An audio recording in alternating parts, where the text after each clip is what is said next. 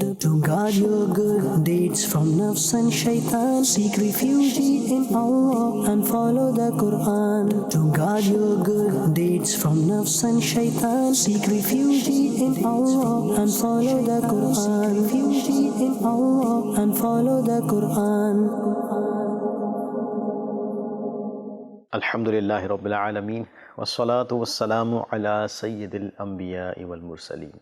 Amma ba'd, fa'a'udhu billahi minash shaitanir rajeem. Bismillahir rahmanir rahim. As-salatu wassalamu alayka ya Rasulallah wa ala alika wa ashabika ya Habiballah. As-salatu wassalamu alayka ya Nabiyallah wa ala alika wa ashabika ya Noorallah. My dear viewers of Madani Channel, welcome to the program, The Protection of Good Deeds. In prior episodes, we learned about certain evil actions that can negate good deeds and sins that can obliterate one's virtues. The topic that we will explore today addresses a grave sin, so severe that it has a potential to nullify all the good deeds accumulated throughout one's lifetime. My dear viewers of Madani Channel, that sin is to renounce from Islam. Yes, this sin is disbelief. In addition to this, we'll also discuss other aspects. For example, what is the importance of Islam and what are the causes of renouncing from Islam? First of all, let's listen to the excellence of durood. A pious saint saw a person in his dream after his death and asked, "Ma fa'alallahu bika?" meaning, how did Allah Almighty treat you? He replied, "Allah Almighty forgave me." The pious saint asked, "What was the reason for your forgiveness?" He replied, "I used to write hadith in the company of a muhaddis. When the muhaddis recited durood upon the Holy Prophet ﷺ, I also recited durood aloud. When the people who were present in the gathering heard this, they also recited durood. Hence, by the blessing of durood, Allah Almighty forgave all of us." Subhanallah. Sallu ala al-Habib sallallahu ala Muhammad sallallahu alayhi wa alihi wa sallam. Allah subhanahu wa ta'ala, for the sake of the blessings of durood, forgive us without accountability. Ameen bijahi Nabil Kareem sallallahu alayhi wa alihi wa sallam. Sallu ala al-Habib sallallahu ala Muhammad sallallahu alayhi wa alihi wa sallam. My dear viewers of Madani Channel, Islam is a truthful religion which guarantees our worldly and eternal success. Allah Almighty created jinns and humans so that they would worship Him. Allah Almighty granted them a beautiful system in the form of Islam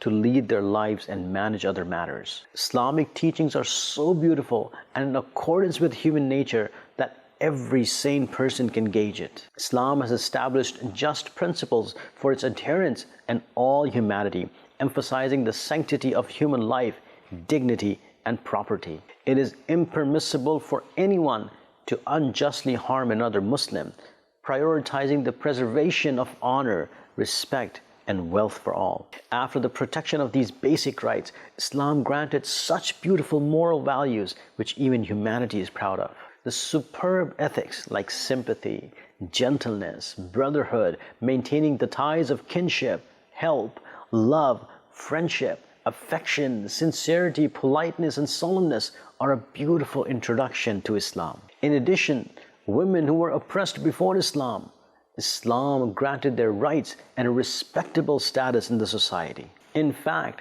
there are separate rights for children, elderly people, youngsters, men, women, Muslim and non-Muslims. This is the religion following which is necessary for humans and which contains eternal salvation. Allah subhanahu wa ta'ala says in the Holy Quran, وَرَضِيتُ لَكُمُ الْإِسْلَامَ دِينًا.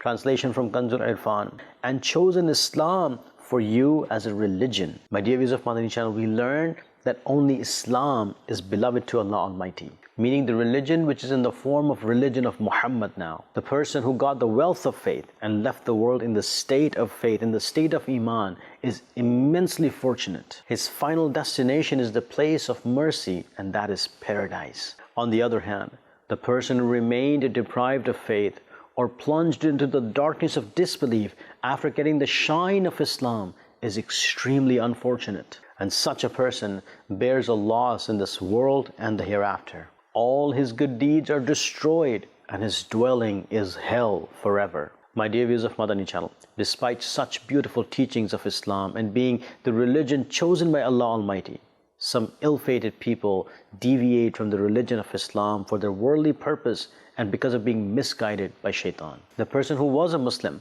but then renounced Islam is called murtad. The literal meaning of murtad is that the person who went back or turned back, meaning the person who converts to another religion after embracing Islam. My dear viewers of Madani Channel, being murtad and apostate is an extremely major sin, and its biggest disadvantage is that all good deeds of the person are completely destroyed. In fact, if a person becomes an apostate and embraces Islam again, all the worships become fard upon him again. For example, if he performed Hajj in Islam, because of being an apostate, his Hajj was voided, and now after embracing Islam, Hajj will become fard upon him again, provided that all the conditions of fard Hajj are met. While condemning apostasy, meaning renouncing from Islam, Allah Almighty proclaims, وَمَن يَرْتَدِدْ مِنكُمْ عَن دِينِهِ فَيَمُتْ وَهُوَ كَافِرٌ فَأُولَٰئِكَ حَبِطَتْ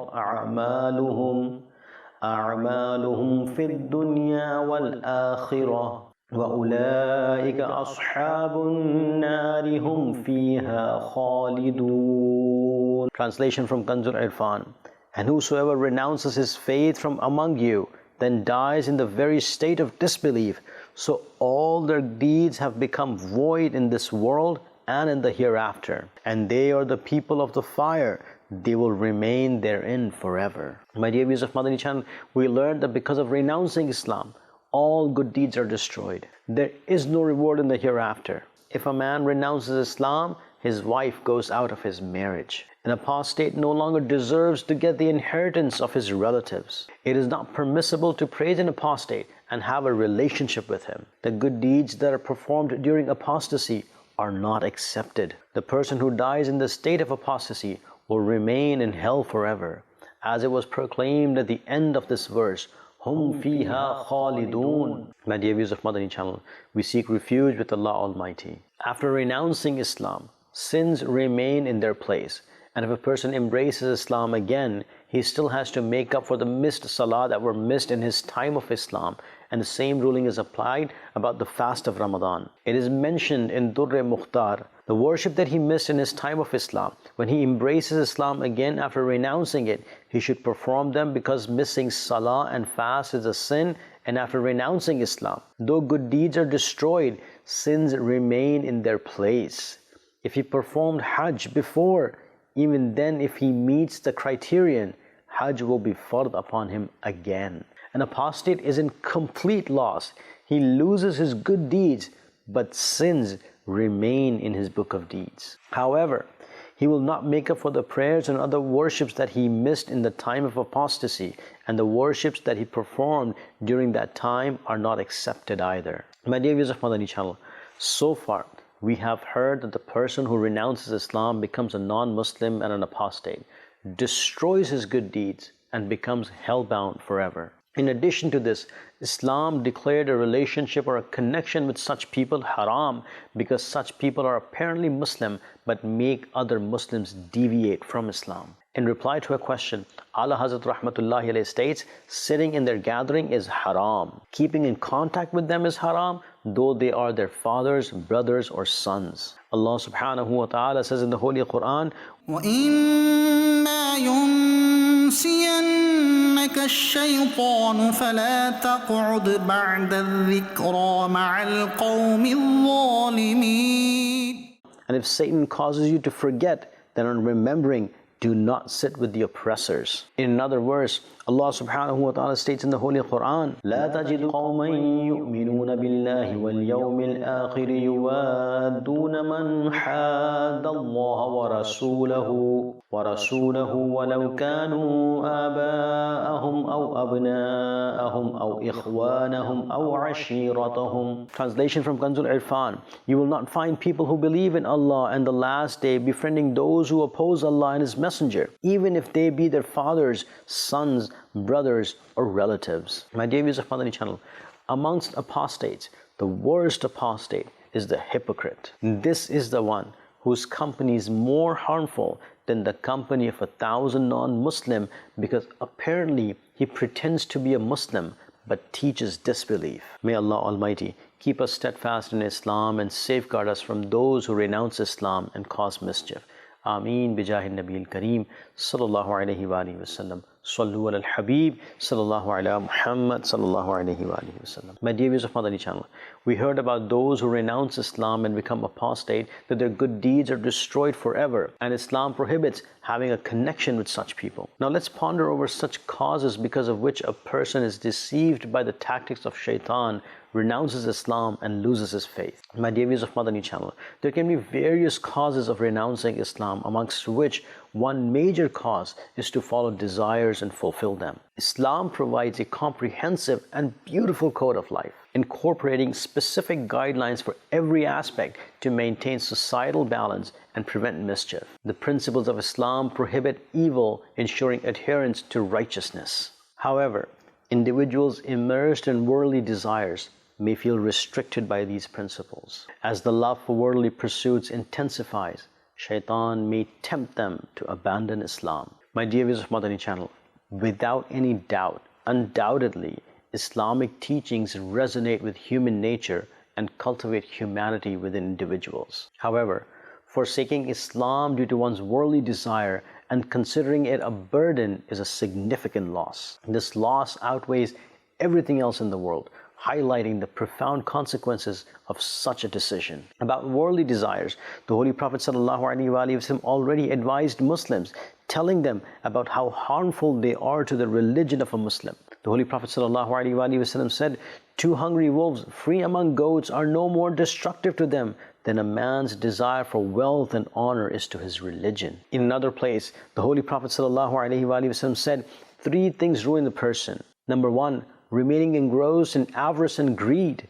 Number two, following carnal desires. And number three, feeling proud of oneself." My dear viewers of Madani Channel, we learned that excessive passion of fulfilling desire makes a person away from the religion first and then deprives him from his faith as well. May Allah Almighty safeguard us from following our desires, fulfilling impermissible wishes, and loving the world, and grant us steadfastness in Islam till our final breath.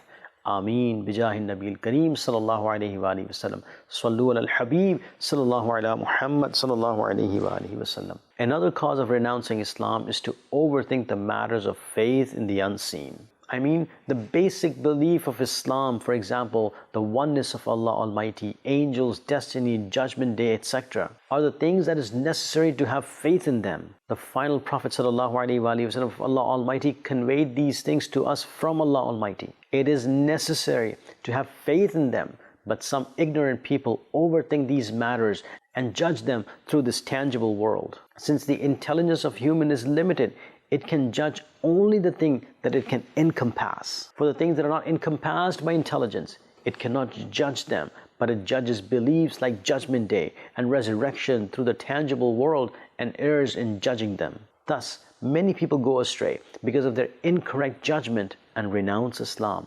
Therefore, the Holy Prophet ﷺ prohibited overthinking such matters. In Sahih Bukhari, Sayyidina Abu Hurairah radiyallahu anhu narrates that the Holy Prophet ﷺ said, "Satan comes to one of you and asks, 'Who created so and so thing?' In fact, he asks, 'Who created your Lord?'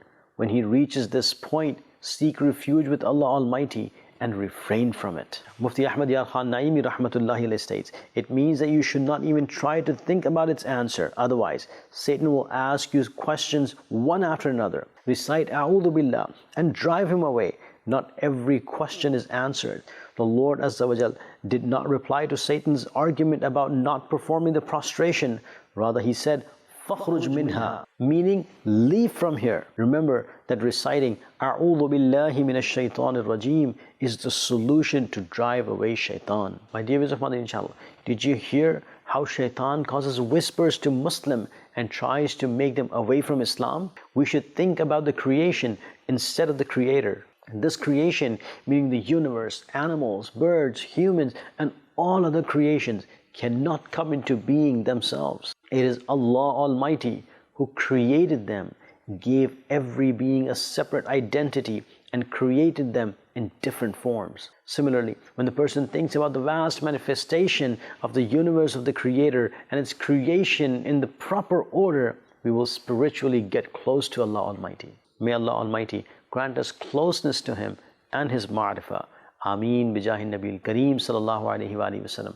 Sallu ala al-Habib sallallahu ala Muhammad sallallahu alayhi wa sallam. My dear Islamic brothers, the really fortunate person is the one who leads his life according to Islam, and at the time of passing takes his iman, takes his faith with him safely from the world. The hereafter is destroyed because of renouncing Islam. And for a non-Muslim and apostate, there is the admonition of remaining in hell forever. In fact, some Muslims cannot save their faith in the agonies of death because of their sins and die in the state of disbelief and deserve hellfire forever. And there is a long hadith of the Holy Prophet ﷺ in this regard. The Holy Prophet ﷺ said, the offspring of Adam were created in various states.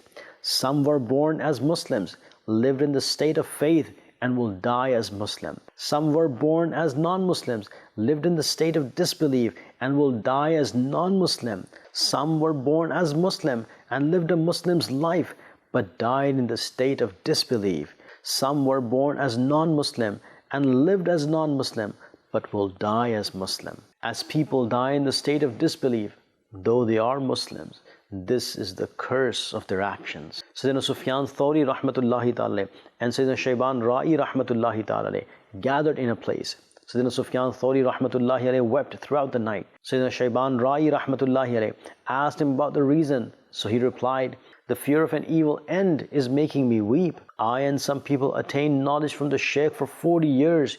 He performed worship in Masjidul Haram for 60 years, but died in the state of disbelief.